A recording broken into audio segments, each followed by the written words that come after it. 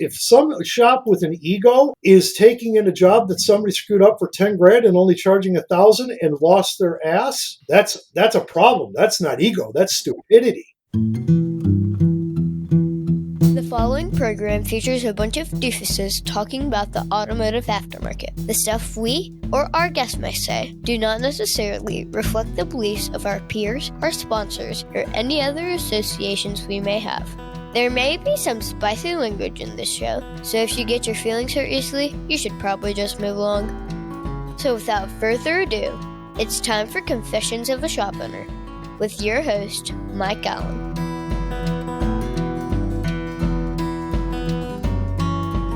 So anyway, you were saying that you agree Lucas is an idiot, and pretty much, right? We're on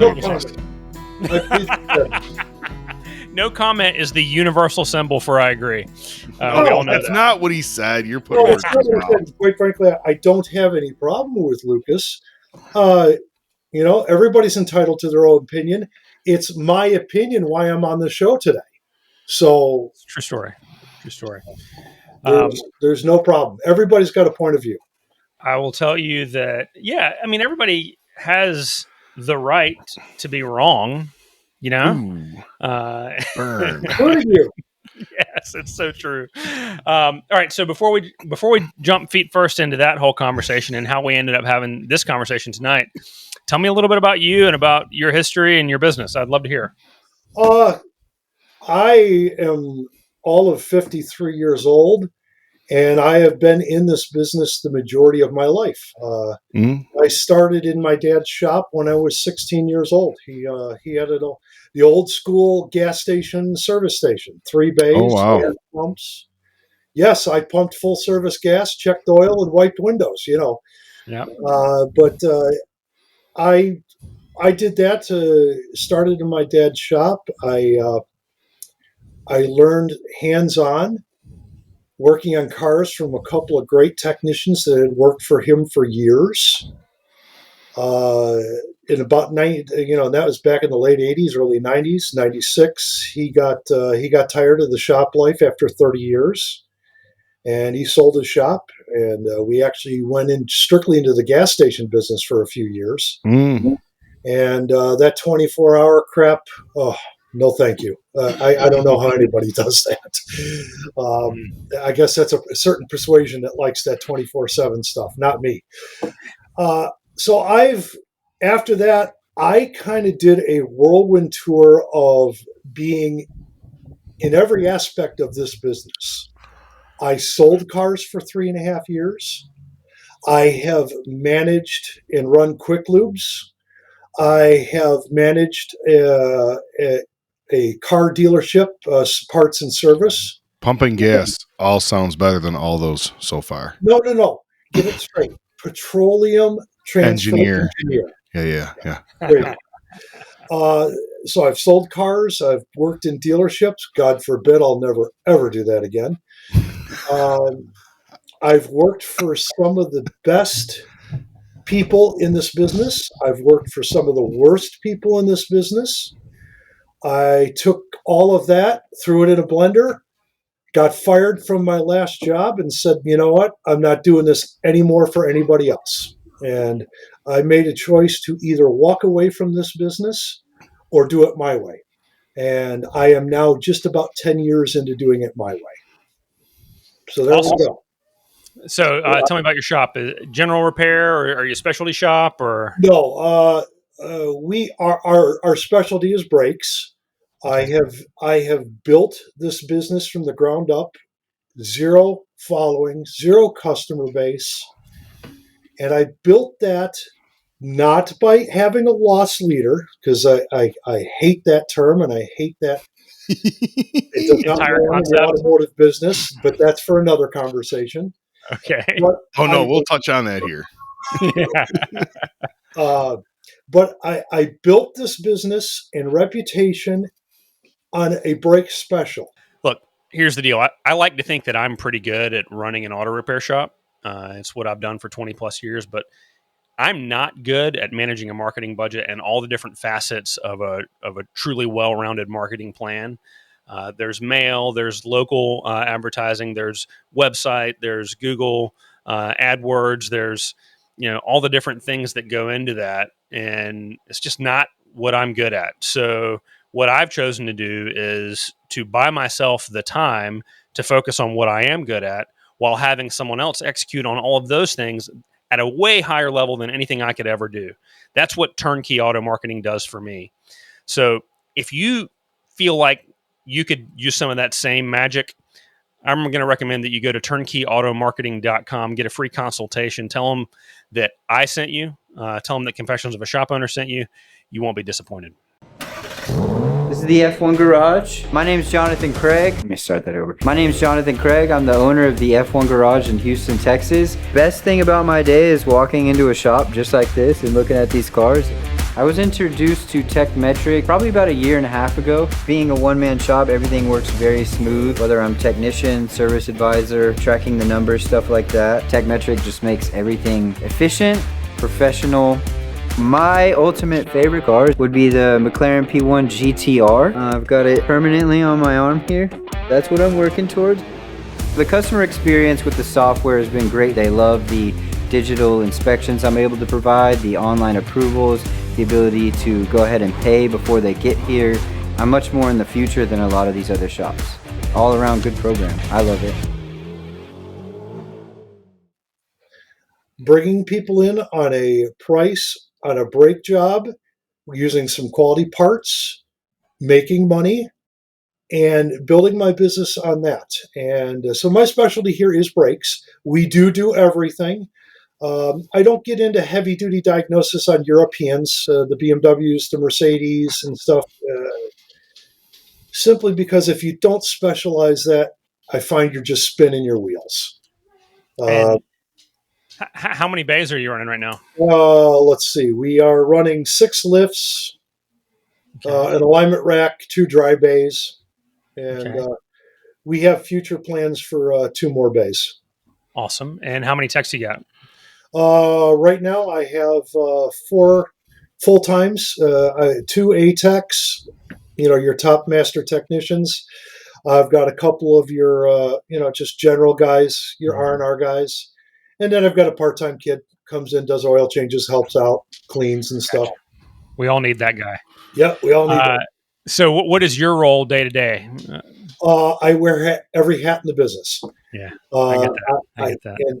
And which I need to step away from, but I still do it because I'm one of those people that have a hard time handing over control and the face of my business. But I know I need to do it. But I do the service writing, I do the parts ordering, I do the pricing, I don't work on them anymore. When I first opened, I was still working on cars, and I had to separate myself from that because the business just could not run with me in the back room and me in the front room and me on the phone and me with the parts. It just doesn't work. Gotcha. The guys who do that all themselves and run a shop by themselves, God bless them. I don't know how they do it. I couldn't do it.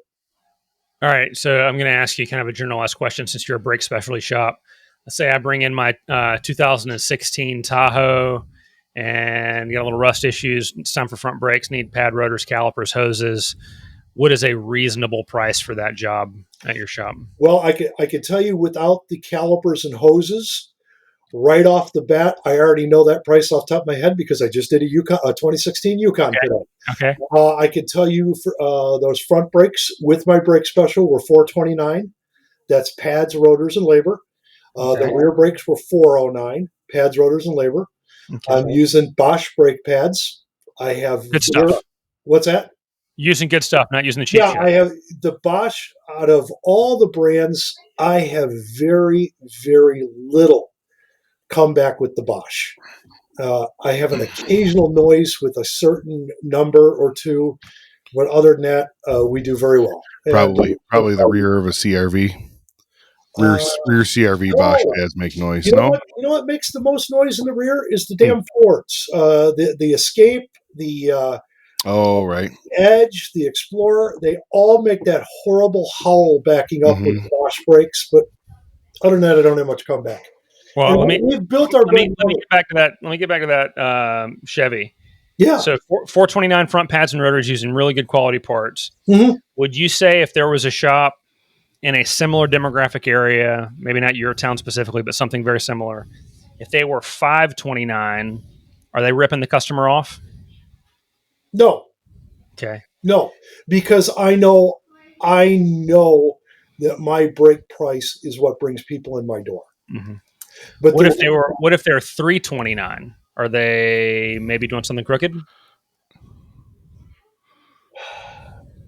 maybe using low line brakes, non-coated rotors? That stuff's still out there. They're on the What $99 if they're brake bundle using if the they're doing same it for stuff you're using? They're $329. just taking a smaller margin on it. Their doors won't be open long. Fair enough. Not So, in my area. You can't pay a technician and keep your doors open for that kind of money. Just doesn't work.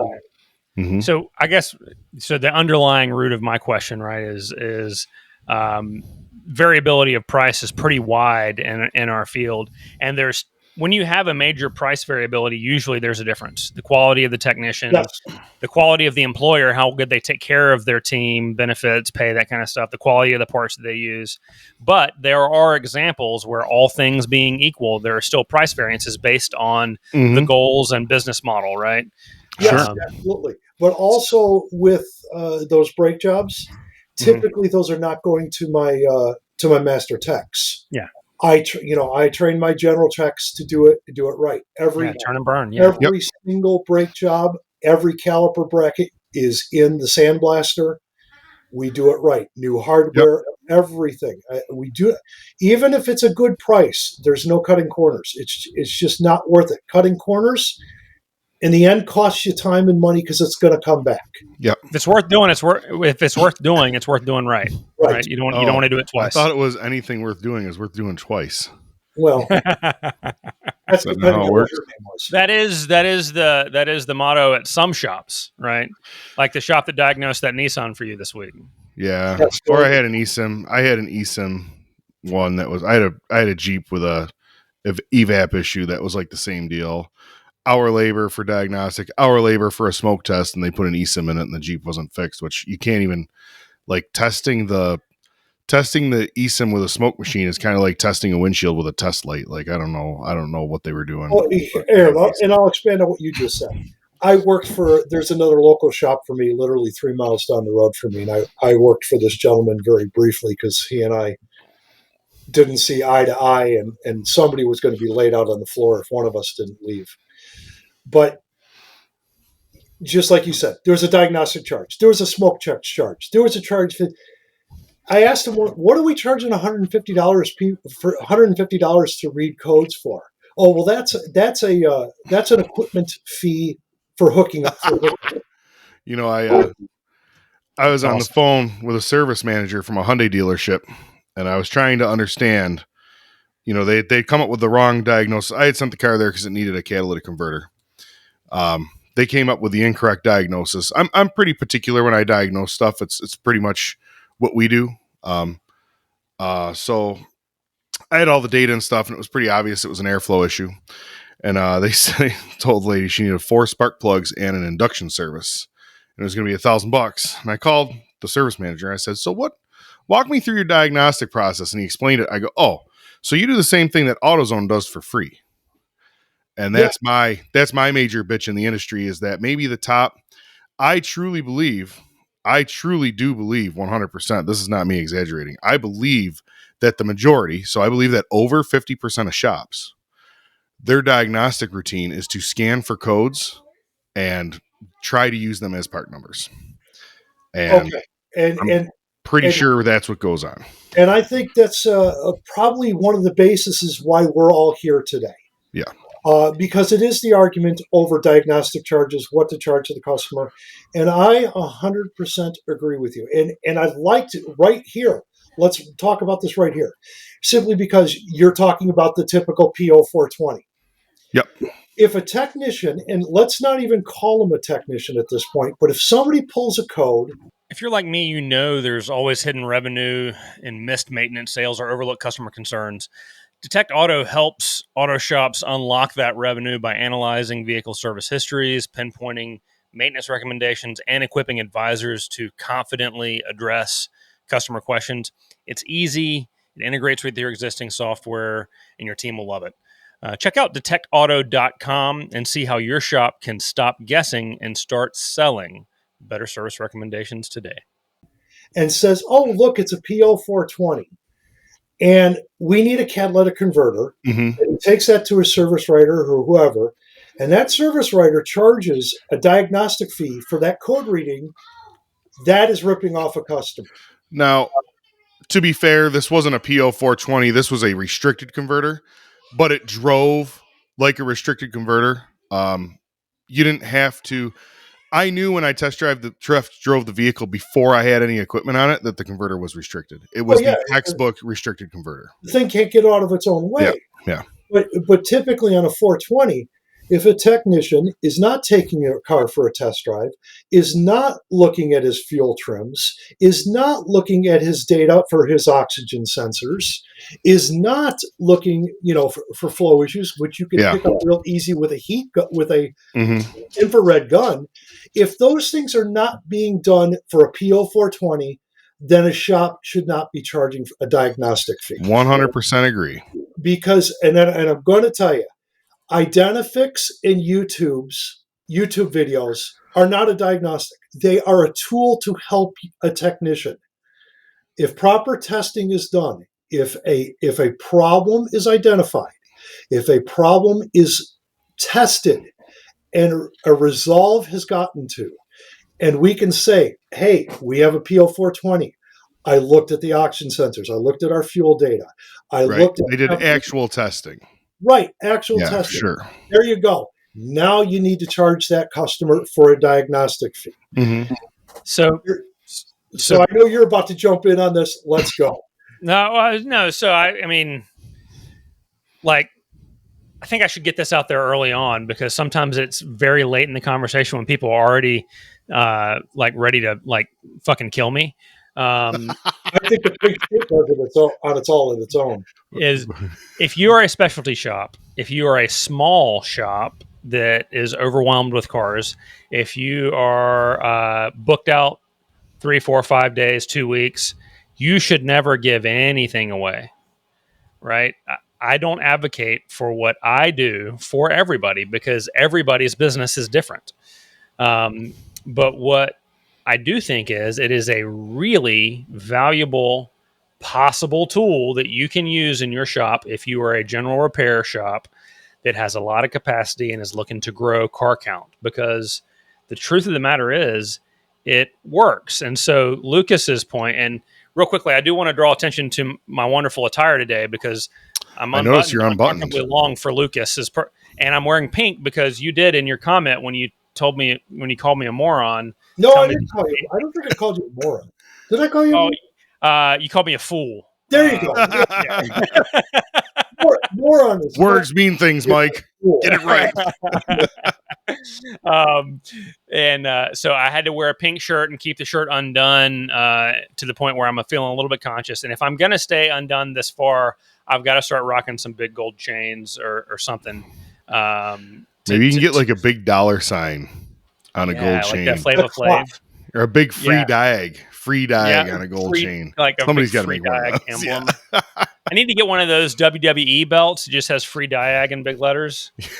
All right. So anyway, I digress. I don't think this is a good model or a good process for folks unless you're a generalist with a lot of capacity and the desire to grow. So let's get that out of the way. Well, I'm going to counterpoint that right there. If you're a generalist, what the hell are you doing diagnosis? I mean, there's varying levels of diagnosis. I'm not talking about the diagnosis where I've been to 3 dealerships and 4 shops. I spent $7,000 and nobody can figure it out. And they tell me I need to get rid of the car. Can you fix it? I call that hero work. And I'm not in the business of hero work. I'm not a hero.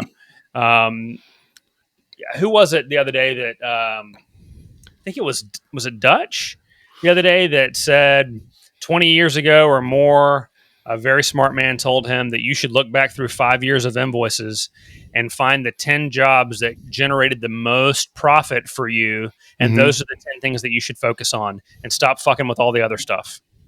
Right. So I'm not sure that I'm down to 10 things, but There's a lot of truth to that. Yeah. But Yeah, I I am don't not. think that's wrong.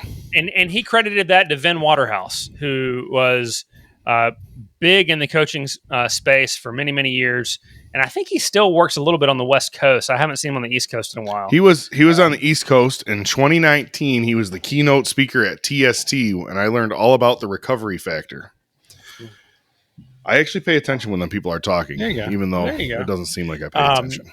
But the point was, right, I'm not a lot of the super high level diagnostic shops who should never give away Diag time because they're built around being the hero shop, right?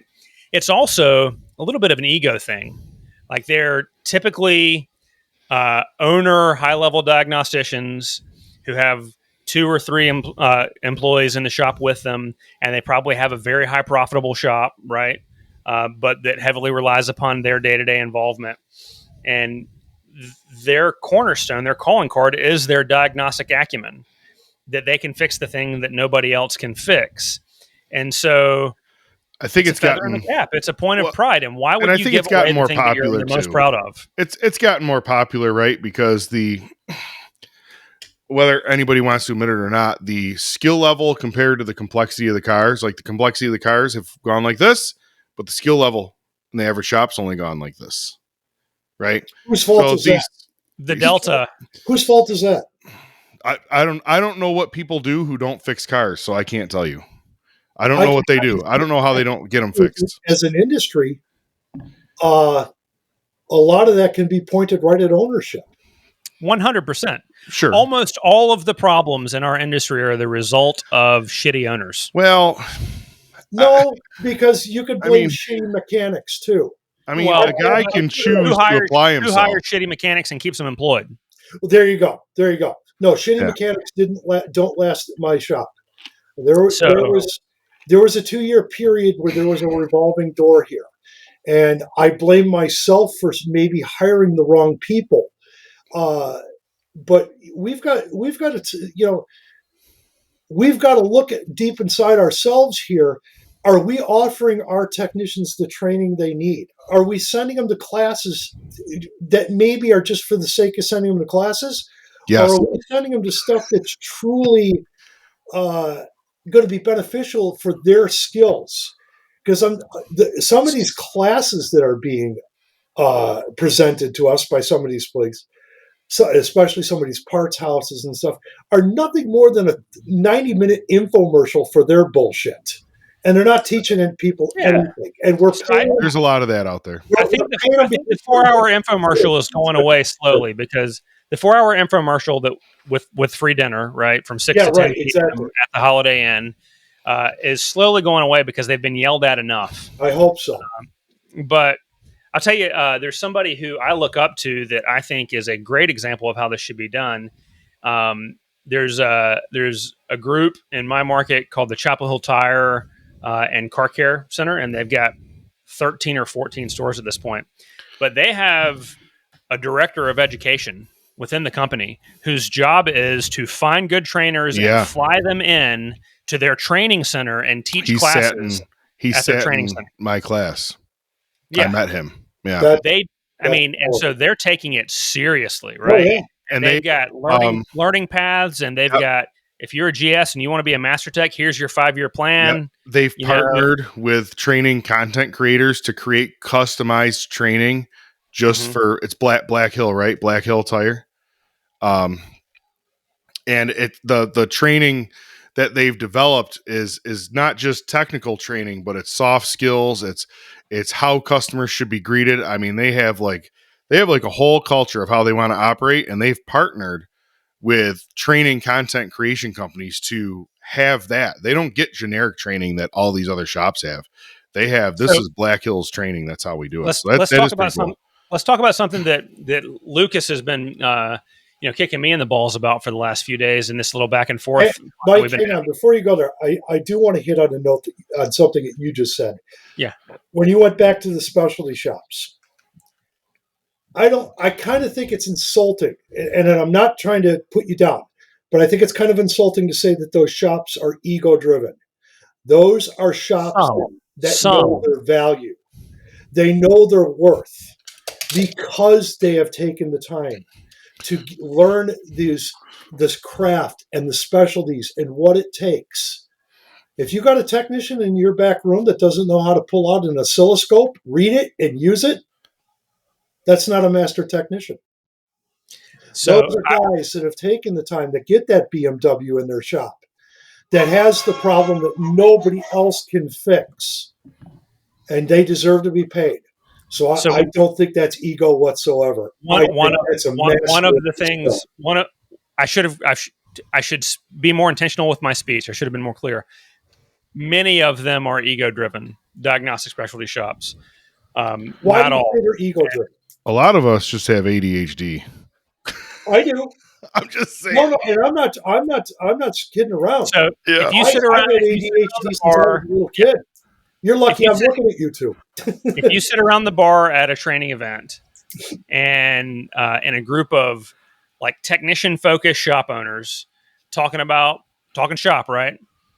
You will hear a large portion of them talk about the cars that were at 4 other shops first, and the dealership sent them to them because they couldn't fix it and I could.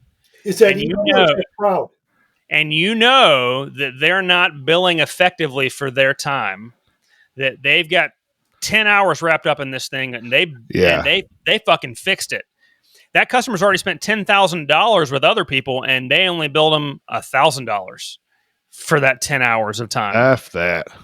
That's a feather in their cap that they fixed what nobody else could fix, and they fucking lost money doing it. Right? That's an ego-driven shop. Well, if that's a single ownership type deal that's doing that, that's his own fault for allowing that to happen. You have a good management team in place, good service writer in place. That's not happening. They're picking up that phone and saying, "Hey, Mr. Customer, I'm so sorry that this was at another shop, but we're going to need 3 to 5 hours here of diagnostic time to figure out what this is. I need your approval." And that's what it's all about. If I think every one of us owners that's a single location owner. I think every one of us toys with the idea, do I want another location? Do I want to grow this business to another store? And I wrestle with that. I think I wrestle with that a couple times every month, whether I want it. I came close to actually buying another location about 6 months ago. And quite frankly, I look back and say, you know what? I got enough headache with this place as it is. So congratulations on your good choice, sir. Yeah, why the hell do I want to do that? But you know what? Some people are cut out for that. I think I could do it? Yeah, absolutely. Because I saw what I've done here growing this business from nothing.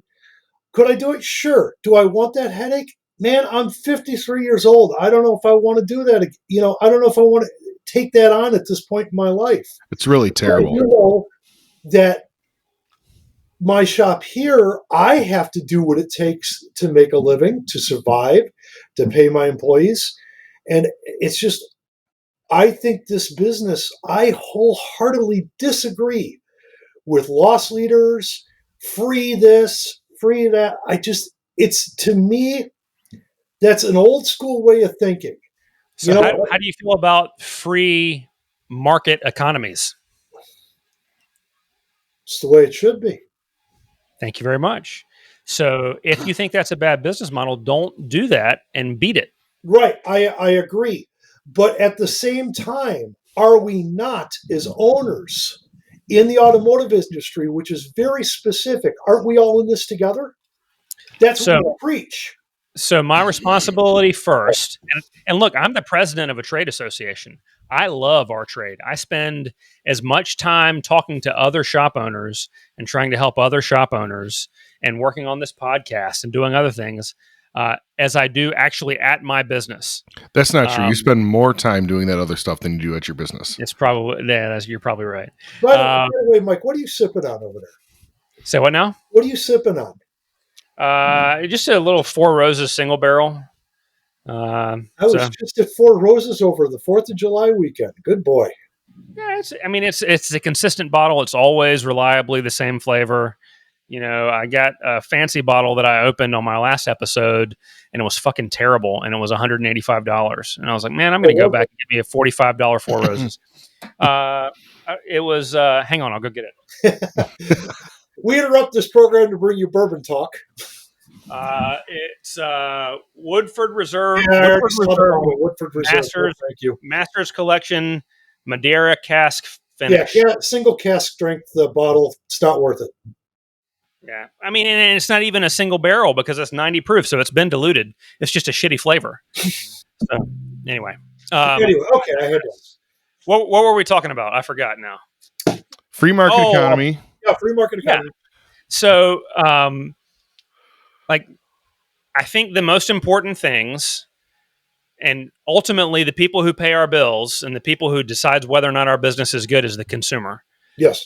Is fix cars right, treat people right, like what they care about. Their car is fixed, how you make them feel, and what the bill was. Those are the things they care about. And so we're getting wrapped up in the line items on the bill versus the total cost at the bottom of the bill.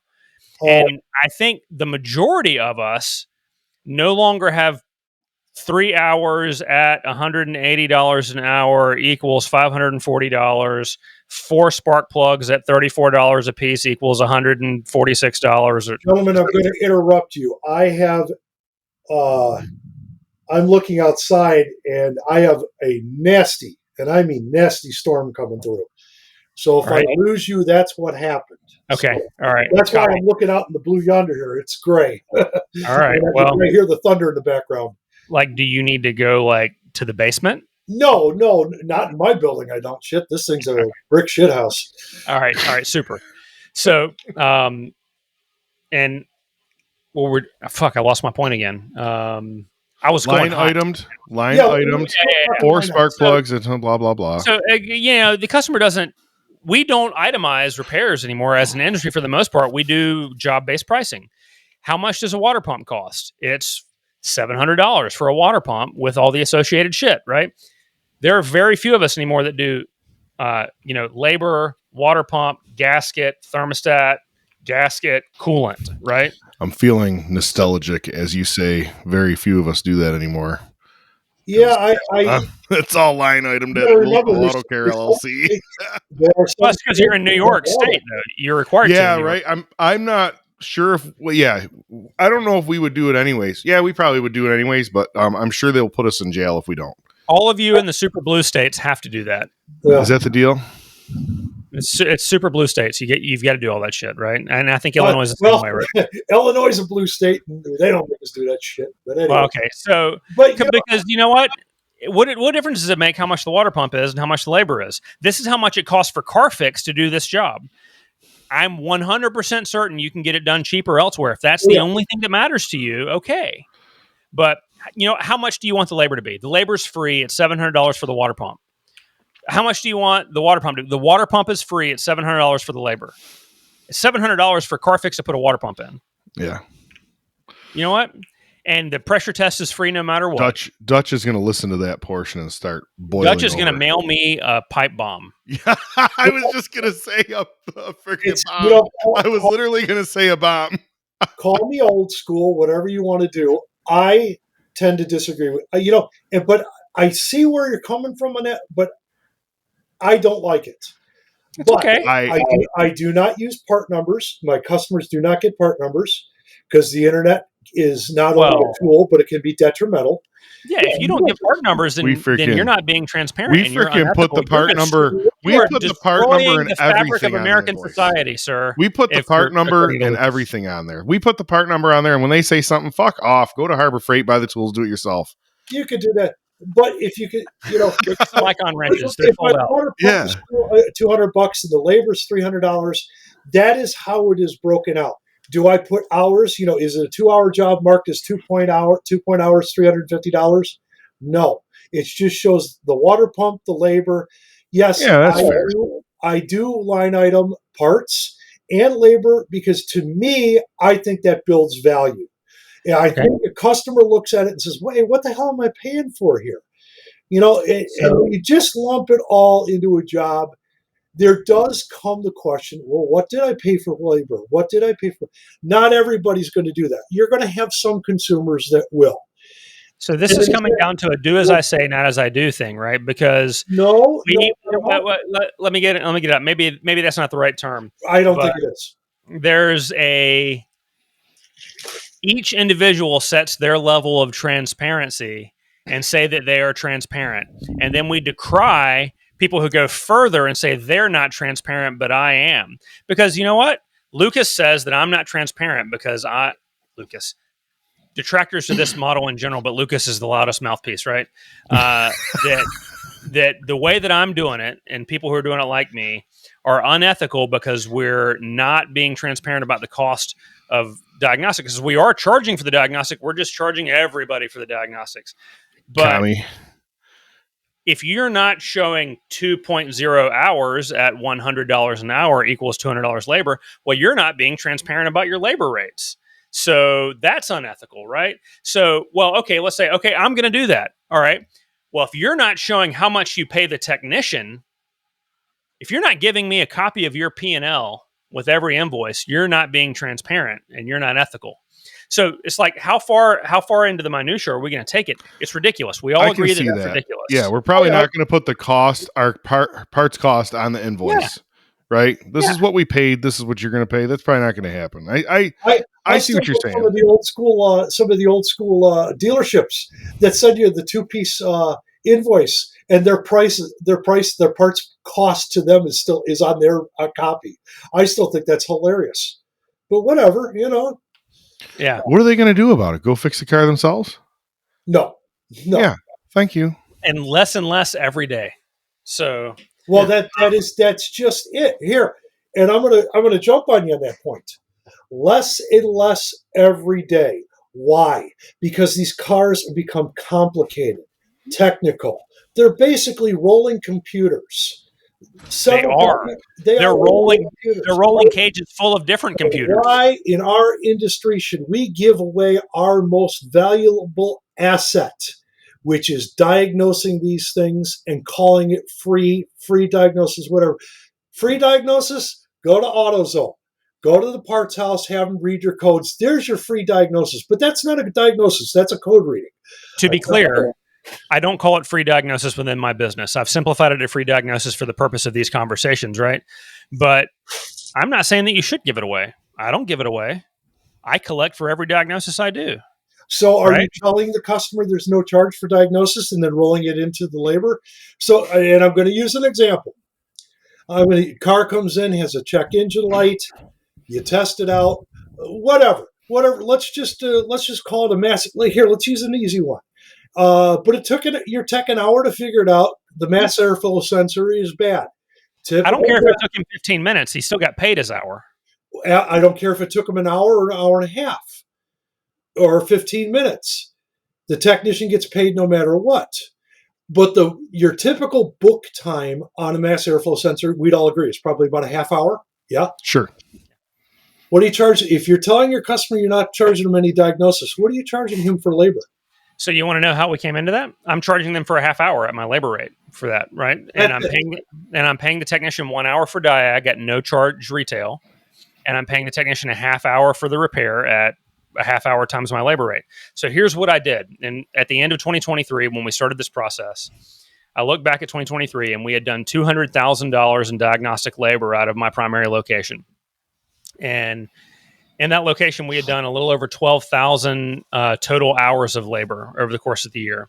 So $200,000 divided by 12,000. I don't remember what it came out to, $16 and a few pennies or whatever. I raised my labor rate by $17 on January 1st, and we stopped charging for Diag. And so my effective labor rate stayed exactly the same. And so at the risk of being salesman-y, I want to explain to you the logic from my perspective on why we do this. Go ahead. When a new customer calls us for the first time, typically 90% of the time it falls into one of three categories. They've just moved to the area and they don't have anyone they know, like, or trust, so their guard is up, right? Absolutely. Absolutely. They got somebody that they already know, like, and trust, but they have something that's urgent and their guy's busy and can't get to him in time. So their guard is up, right? Or they thought they knew, like, and trust someone, but in their mind, they just got screwed by somebody. Maybe they did, maybe they didn't, right?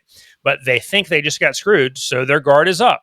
So The most of the time, when a new customer calls us with a diagnostic need, their guard is up.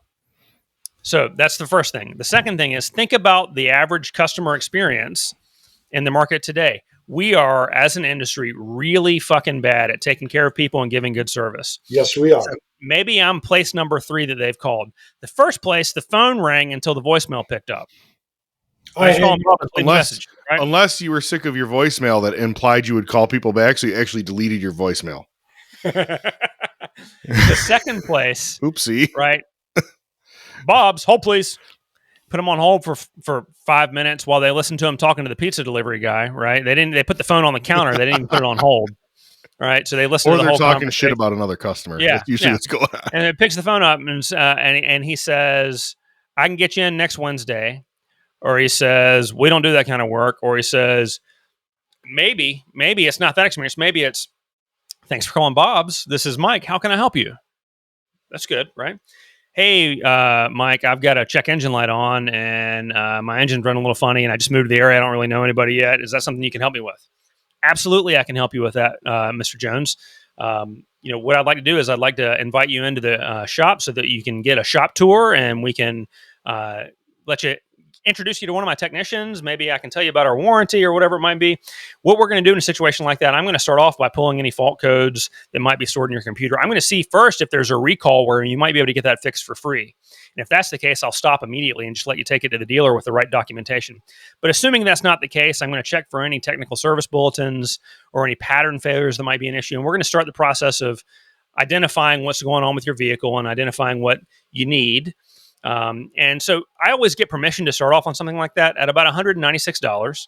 And any simple repairs that we find that I can take care of for you within that $196, I'm going to go ahead and take care of that.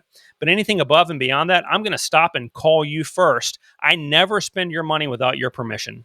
That's one of our pledges here at Bob's Automotive, right? So that's pretty good. It's not terrible. And that service advisor can close a lot of those appointments and convert those into customers. But let's say they hung up the phone and called one more place. And they called CarFix. "Thank you for calling CarFix. This is Mike. How can I help you?" "Hey, Mike, I've just moved into town. I don't really know anybody yet. I've got a check engine light on. Is that something you can help me with?" "Absolutely, Mr. Jones. That's totally something that I can help you with. Anytime you've got a check engine light on, it's important to have one of my ASE certified master technicians inspect that problem for you. I'm going to give you a complete written estimate for whatever we find at no charge. Is right now a good time to bring that in?" Right? So I didn't say I can get to it next Wednesday. I didn't say it's going to be $200 to look at it, but they don't know that what we're doing is not looking at it, right? They think that we're doing the same thing AutoZone does because we have the magic box that we plug up, right? So I'm removing all of those fears when they've got their guard up. And I'm still paying my technician. I'm still doing a good diagnostic process. And you know what? They end up paying ultimately a little bit less than they would have because, right, it's socialist auto repair. Everybody pays for the diagnostics. But you know what? Everybody also pays for the loaner car, even if they didn't use one. Everybody also pays for the free coffee in the lobby, even if they didn't drink any lobby. It's called building your pricing structure around your business model. So how is that evil and how is that detrimental? Because it wasn't my idea, Mike. That's why. To be honest, it's not evil. Is it? I don't think I could really call it detrimental. But I'm not going to promise somebody to come through my doors that I'm going to look at their car, give them an estimate, and it's going to be at no charge to them. So I'm not going to pay a technician an hour to have that customer go, "Well, I've built my value. I've shown them my shop. Oh, well, thank you for telling me what's wrong with my car. Now I'm going to take my car, and I'm going to go price shop." And now they become that phone caller that price shops 3 or 4 different shops on your back. So that 100% happens. We 100% give away free Diag to people that never buy anything. That happens. Oh, well, it doesn't matter. You're But never going to close 100% of the people. We yeah, all know that. so that's the cost of doing business, man. So what happens there is those customers self-deselect over Oh, yeah. time Yep. because they come in and they get their free Diag and they get the estimate and it blows their fucking hair back, or they go to somewhere cheaper. And you know what? The third time they've done that, we know what their game is. And when they call in for their free Diag that they're going to then go take to Bubba down the street, absolutely, I can help you with that, Mr. Jones. Anytime you have that problem, it's important to have one of our ASC certified technicians inspect it for you, give you a complete written estimate at no charge. I can get you in next Thursday. Does that work? That's all you got to do. And if your model works for you, I can't argue what you do for your shop or your model.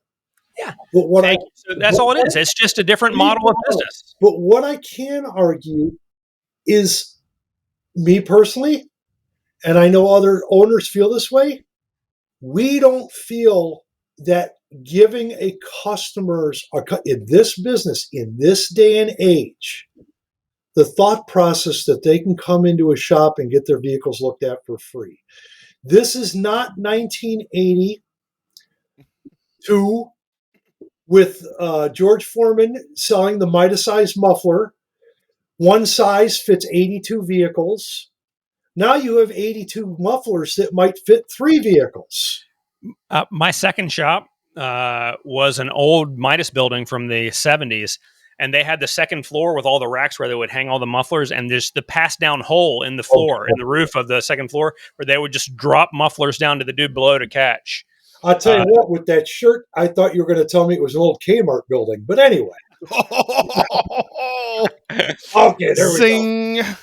But, it's just... That's what we've been getting at is there are a lot of different ways to serve customers with good ethics and give them good value and take care of them and take care of your employees. It doesn't have to be a one size fits all thing. And that's one of the problems that we have. One of the reasons that our trade, and I've stopped calling it an industry so freely because so many of my peers have started railing against calling it an industry because we're so disparate and so fractured. So one of the reasons we're so fractured is because we all believe that the way that we do it is the only right way to do it, and any other way must be unethical. Here's why I think this industry is fractured. One of the things you said right off the bat was the mom and pop shops. We're losing mom and pop shops faster than anything in this industry. We're losing the mom and pop shops faster than we're losing technicians because they can't get technicians. We also have the corporate greed, the hedge fund money that is buying up shops. I don't know if you guys are familiar with Greatwater. I've gotten 4 emails today from people saying they want to buy my business. I mean, it's every day. Right. Yeah. Well, right. You know how I stop those? I tell them, write me a check for $2.5 million and there's no negotiating. Bring me the check. They shut up real quick. But you have places like Greatwater. Greatwater is a Midwest hedge fund money who bumper to bumper claims that they have no deal with, but they do. Been buying up shops all over my area. My shop was one of the ones they offered to buy, and I showed them the door. But they've been taking these shops. They've been taking wonderful shops from some great local owners, and they keep the owners on for like 6 months, and then they let the corporate pencil pushers that wouldn't know how to operate a front counter, wouldn't know how to open a fuel door or pop a trunk if their life depended upon it, telling these people how to run shops. So we have that going, now maybe we have that going for us because I know I have a lot of customers migrating my way that used to be customers from some great shops that were in my area that no longer exist.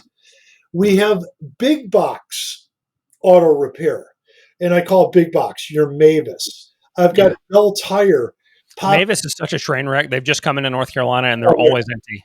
They're always empty. They opened up shops here and they're closing them back down already. So can I offer a couple of reasons why I think private equity money is not bad for the industry? Sure, go ahead.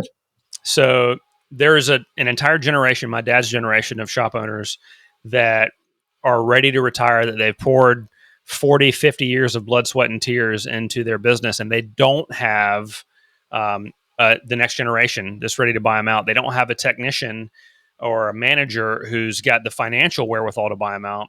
And maybe they could get 1.5, 2 times multiple to sell their business, but private equity is going to come and pay them 4 or 5 times multiple, right?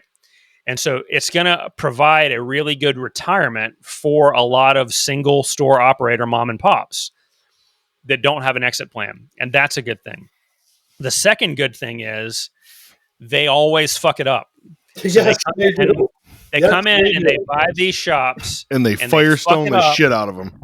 and all their technicians scatter. And where do they scatter? They scatter to us, right? All their service advisors scatter, and maybe they leave the industry. Maybe the good ones come to us, right?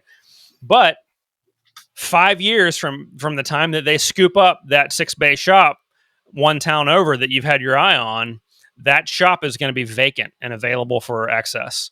So if you're running your shit right and you keep your powder dry, there's going to be opportunities after PE sweeps through your town in 5 or 10 years to buy shops, to go scoop up empty buildings and put new shops in.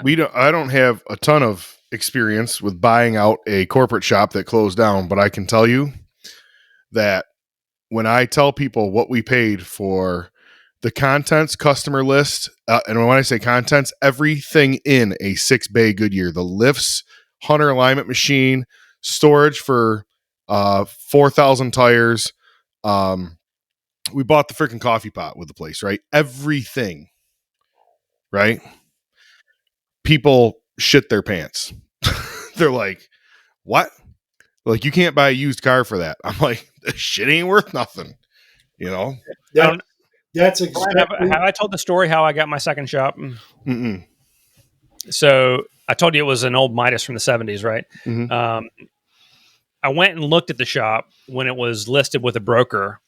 And I went there on a Friday night, right? They closed up shop and everybody left. And then like the owner circled the block and came back and let me in, right? Because they couldn't tell anybody that they were selling, right? Yes. And I checked it out, and it was a 6-bay. It was on a great corner. It was an area that used to be in a bad neighborhood, but it had gentrified heavily. Sounds very familiar. And they didn't own the real estate, so it was a business buy, right? It was an asset buy. They just didn't have any. They hadn't had profit in years, right? And I was like, hey, thank you so much. I appreciate you showing me everything, but I don't think this is the right deal for me. I appreciate it. And down the road I went. And so 4 days later, so that was probably a Monday, and this was like a Thursday, right? Thursday, Friday.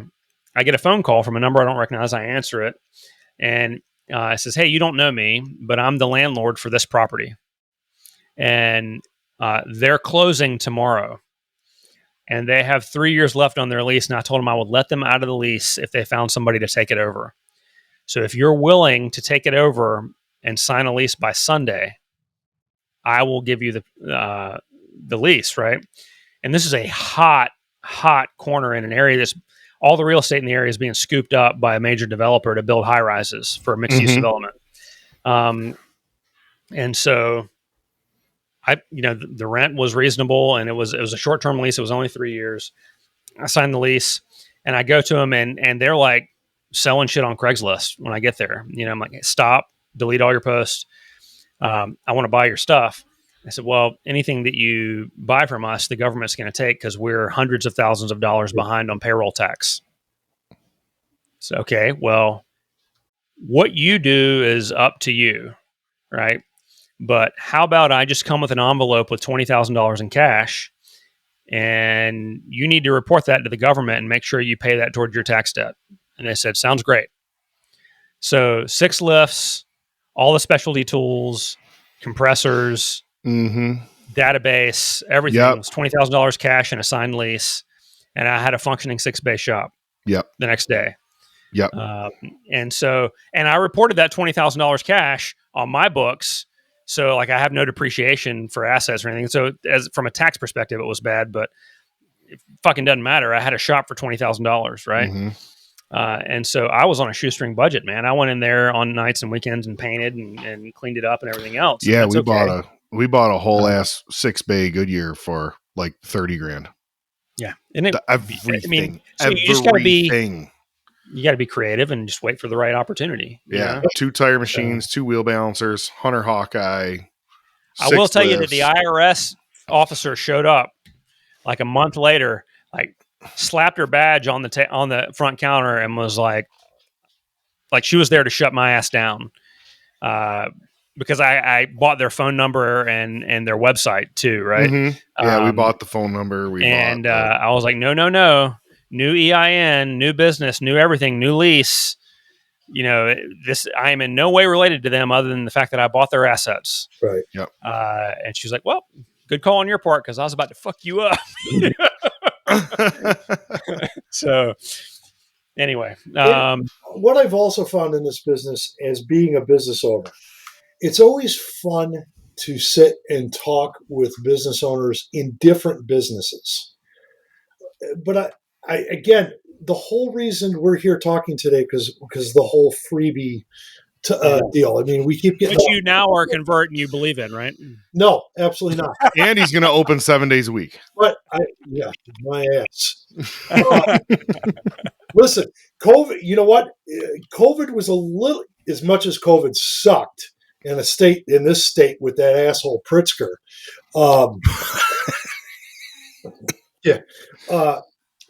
COVID actually did me a favor. When COVID first hit, obviously we were all considered essential business. We got to stay open. But, your customer counts dropped 75, 80% overnight. So what I did is we started opening limited hours. The first couple of weeks we were open 3 days during the week. 2 of them were half days, 1 full day, and a half day on Saturday. And I was taking 6 to 8 appointments on a Saturday, having 2 technicians here, and son of a bitch, six of the 8 wouldn't show up. No phone call, no nothing. You'd call them, hey, you coming in? Didn't answer their phone. And I said, screw it. COVID's here. We're closing Saturdays. We'll do 3 days a week. We built back to 4 days. We built back to 5 days. And then I said, time to go 6, baby. Time to go 6, baby. And then I said, you know what? Let's give this a whirl without Saturdays. Never looked back, and it's the best thing I ever did was cutting out Saturdays. But anyway, I want to get back. I want to get back on track a little bit here with the freebie stuff, and I'm going to backtrack. I'm talking to other business owners. Are both of you guys familiar with the old? Well, I don't even know if it's old anymore. Do you guys all remember the Not Your Father's root beer? The alcoholic root beer that was hit the market was a big craze a few years ago. I feel like I need some. Well, yeah, we all do. Anyway, like get some. That was a small brewer right here in my area that I became friends with. He made the deal with the devil and Pabst Brewery, and they outed his ass, took his name, took his brand, and he had to start all over. And he started literally 2 miles down the road with me with a new brewery called Spirit Water, and he also distills. He's expensive. The beer ain't cheap. The shots aren't cheap. But what I noticed him doing all the time is when new customers came in, he was giving away free shots. That's bad for the fabric of America. That's bad for the environment. Giving shit away free. Familiar story. He's shredding the fabric of the distilling industry. Yes, he is. Now, we were sitting the other day talking, and he was talking about his bottom line, that he doesn't want to stop giving away shots, but it's really affecting his bottom line because distilling ain't cheap. And I said to him, all right, why don't you start a mug club like a lot of the other small breweries do? You buy a mug, it's a subscription, you get a free beer, and with that mug once a month, you get a free shot. And he goes, well, what sense would that make? And I said, because now people are paying you a monthly licensing fee to get a free shot. There are an enormous number of people who are trying to figure out how to do a monthly subscription to auto repair. We were talking about it a couple of years ago. With the punch cards, but that's a gimmick. But we were talking about people would have to pay a yearly subscription to even be able to bring we were talking about like Sam's Club. Like if you want to shop here, you got to pay us every year. Yeah. Well, look, only jackets. You want to take a good look at what Sam's Club has installing your tires? Yeah, when they bring them to me because the tire has 9 ounces of weight on it, counterbalanced on all four. That's okay. That's okay. They probably make it back on the bulk paper towels. But yeah, Sam's Club, Costco. That doesn't in our industry. That's a joke. No, but he's just talking about the model in general. Is that It is. in order to be able to shop there, you pay the membership. I don't think we could ever, in our industry, for what we do, be a subscription or a membership. I think some high level specialty shops can do that.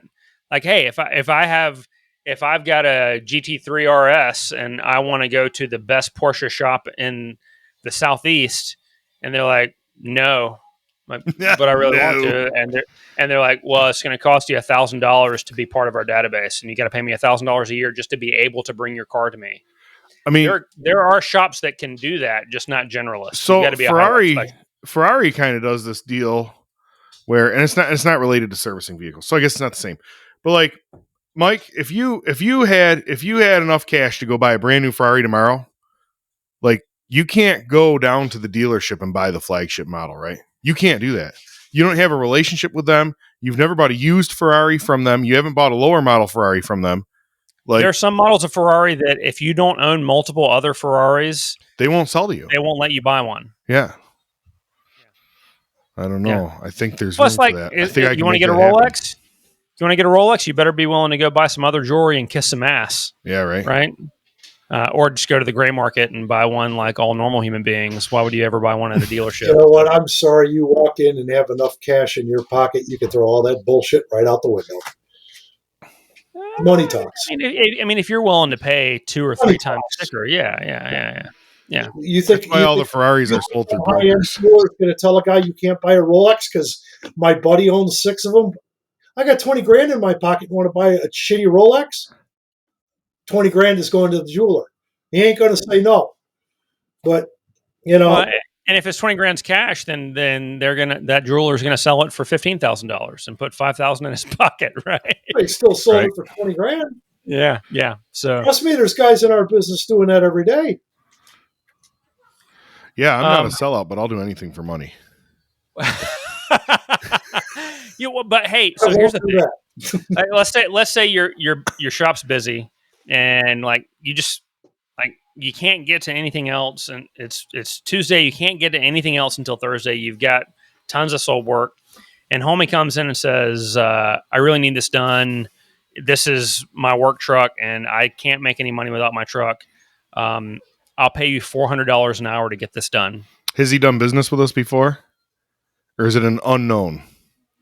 Sure, he's in your database. We've done business. If we have a good relationship with him, we're going to figure it out.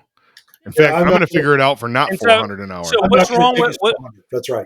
Yeah, it's not going to be extra. Give me 1 minute. You're going to call Miss Jones. You say, "Hey, Miss Jones, I've got some good news and I got some bad news. Unfortunately, we've been delayed in getting your car done, but I feel so bad about that delay that I'm going to give you a major discount.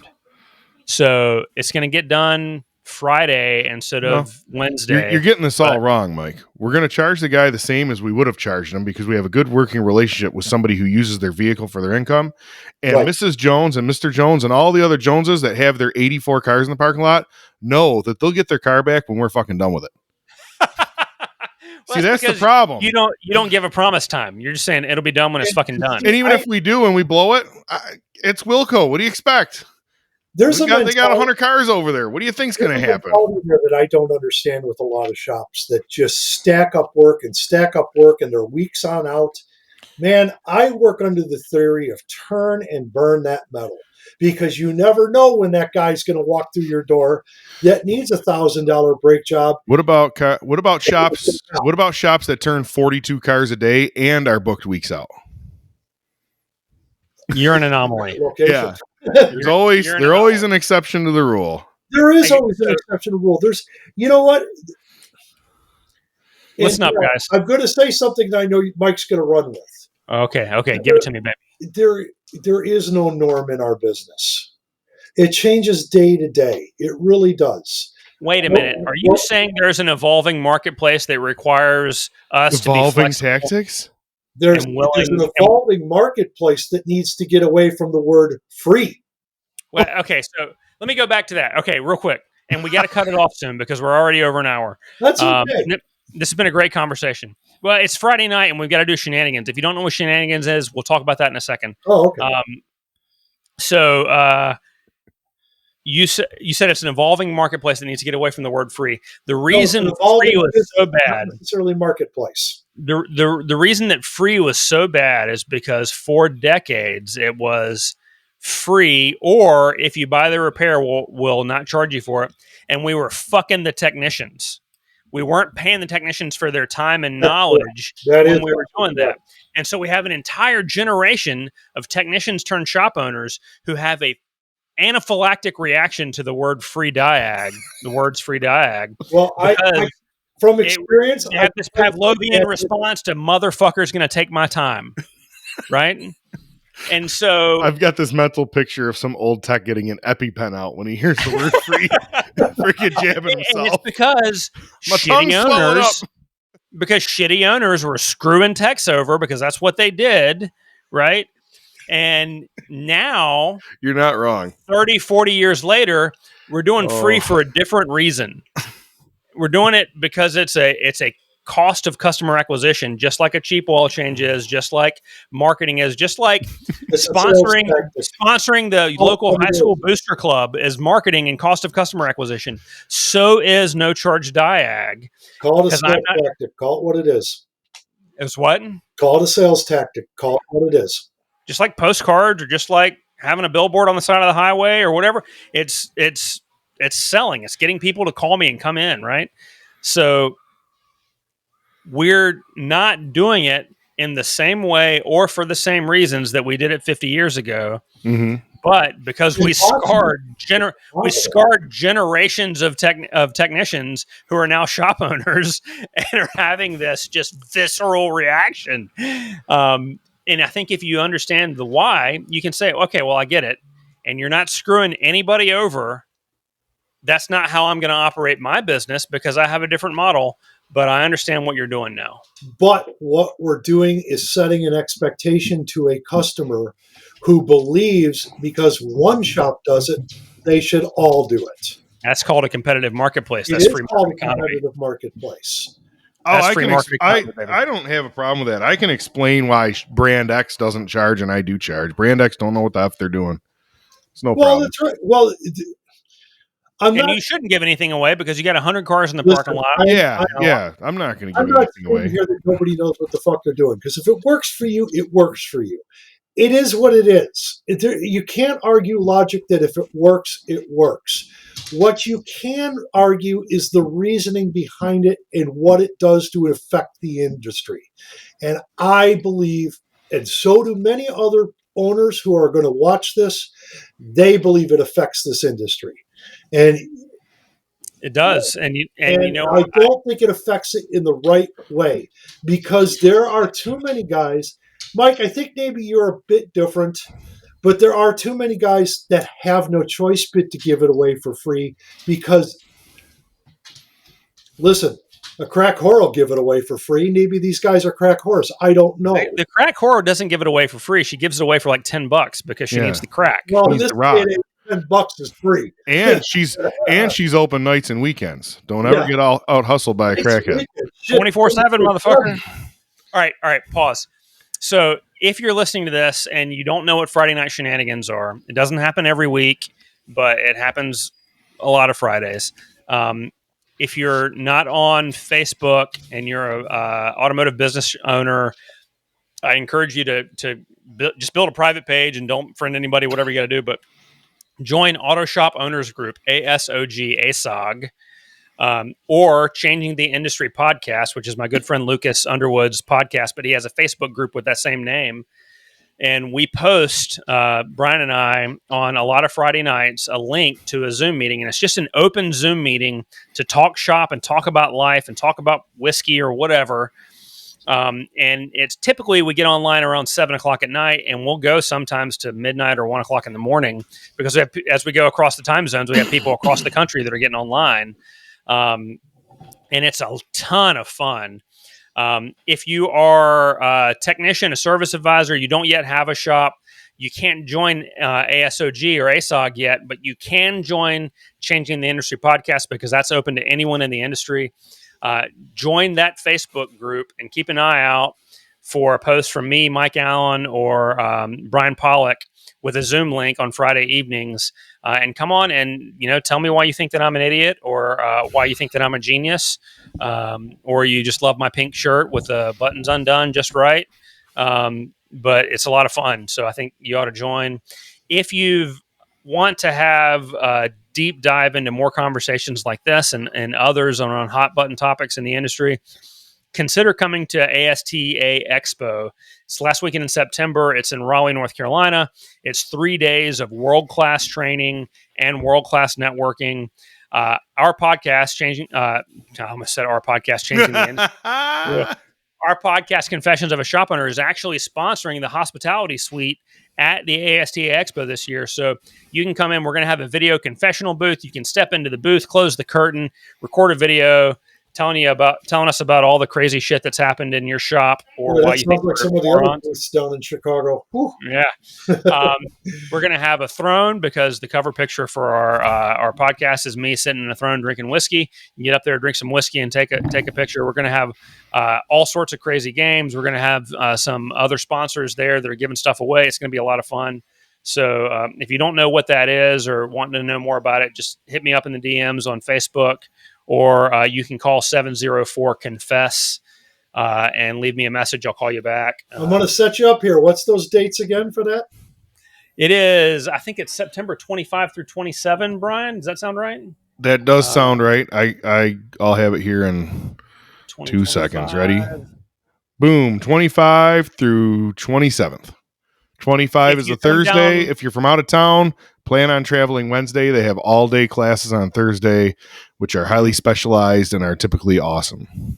If you come down on Wednesday and you get here early, call me and you can swing by one of my shops and I'll show you some free motherfucking Diag. Well, I'll get you some free Diag. Fix this. Just to clarify, this weekend, this whole event, is this geared more towards owners, more towards technicians? Yes. What's it geared towards? Yes. They have 100 classes. We have 84 classes over 3 days. We have owner classes, service advisor classes, GS classes, BTech, Master Tech, marketing. We have it all. We have social events. We have networking events. We have a trade show with like 240 booths. It's the premier show on the East Coast. It's the premier show in the eastern half of the United States. Yeah, it's not SEMA, but it's on the East Coast. Yeah, it's not SEMA and Apex. It's not quite Vision yet, but I mean, look out, Vision! Here we come, baby. I mean, it's a big show. It's a lot of fun. I think it's the best automotive networking event in the country, just because of the layout, kind of the social aspects that happen. Yeah. So check it out. It's ASTAexpo.com if you want to find out more. But otherwise, it's 8:13, and we've got 17 minutes to do a wardrobe change and open up shenanigans. And so if it's a Friday night when you're listening to this, go check us out. We're probably online. Deuces.